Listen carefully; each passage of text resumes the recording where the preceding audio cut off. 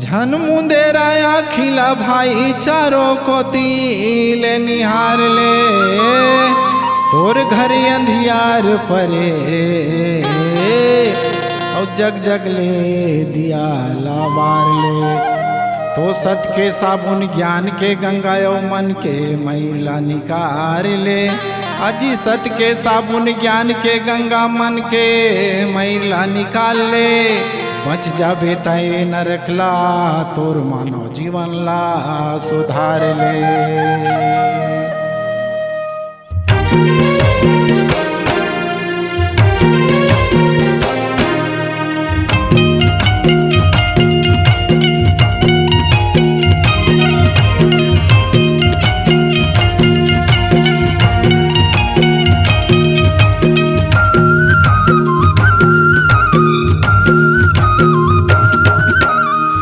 गुरु घासी अमृतवाणी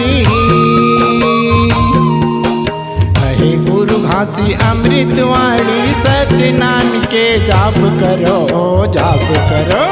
तर जाही चोला तर जाही मानो जीवन तोर सुधार जाही। तर जाही चोला तर जाही मानो जीवन तोर सुधार जाही। कहे गुरु घासी अमृतवाणी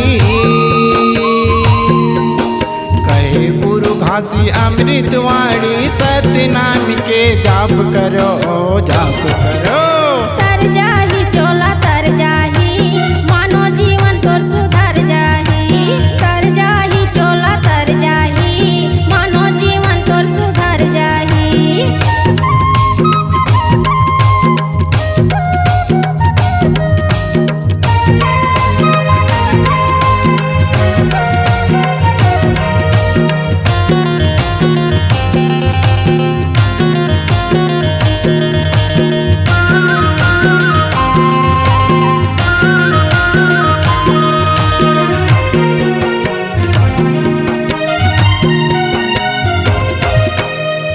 के बोली बोलोगा भैया झन कर चुगरी चारी जी। धर्म करम के सौदा ल करियो कबू झन मारो लबारी जी। कबू झन मारो लबारी ओ दीदी कबू झन मारो लबारी जी। कबू झन मारो लबारी गा भैया कबू झन मारो लबारी जी। सत के बोली बोलोगा भैया झन कर चुगरी चारी जी। धर्म करम के सौदा ल करियो कबू झन मारो लबारी जी। कबू झन मारो लबारी ओ दीदी कबू झन मारो लबारी जी। कबू झन मारो लबारी गा भैया कबू झन मारो लबारी जी। कहे गुरु घासी अमृतवाणी कहे गुरु घासी अमृतवाणी सत्य नाम के जाप करो जाप करो। तर जाही चोला तर जाही मानो जीवन तोर सुधार जाही। तर जाही चोला तर जाही मानो जीवन तोर सुधार जाही।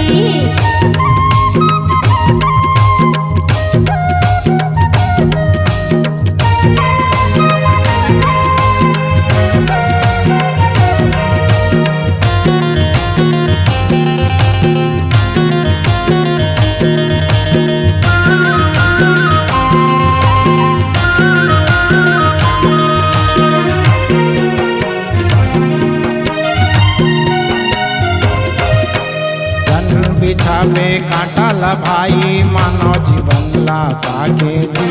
पाप के गठरी झन बांधव रे छूटे ल परी जाके जी। छूटे ल परी जाके गा भैया छूटे ल परी जाके जी। छूटे ल परी जाके वो दीदी छूटे ल परी जाके जी। धन बिछावे कांटा ला भाई मानो जीवन ला पाके जी। पाप के गठरी झन बांधव रे छूटे ल परी जाके जी। छूटे ल परी जाके गा भैया छूटे ल परी जाके जी। छूटे ल परी जाके वो दीदी छूटे ल परी जाके जी। कहे गुरु घासी अमृतवाणी कहे गुरु घासी अमृतवाणी सत्य नाम के जाप करो जाप करो। तर जाही चोला तर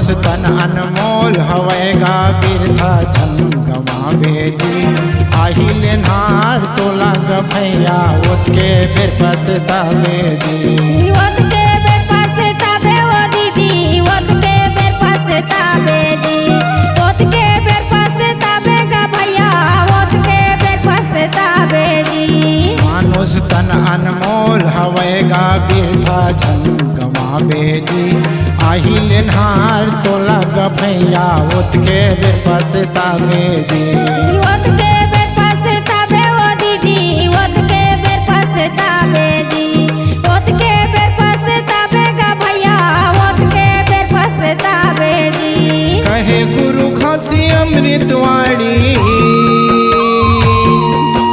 कहे गुरु खासी अमृतवाणी सत्य नाम के जाप करो जाप करो तर जाही चोला तर जाही मानो जीवन तोर सुधर जाही तर जाही चोला तर जाही मानो जीवन तोर सुधर जाही कहे गुरु खासी अमृतवाणी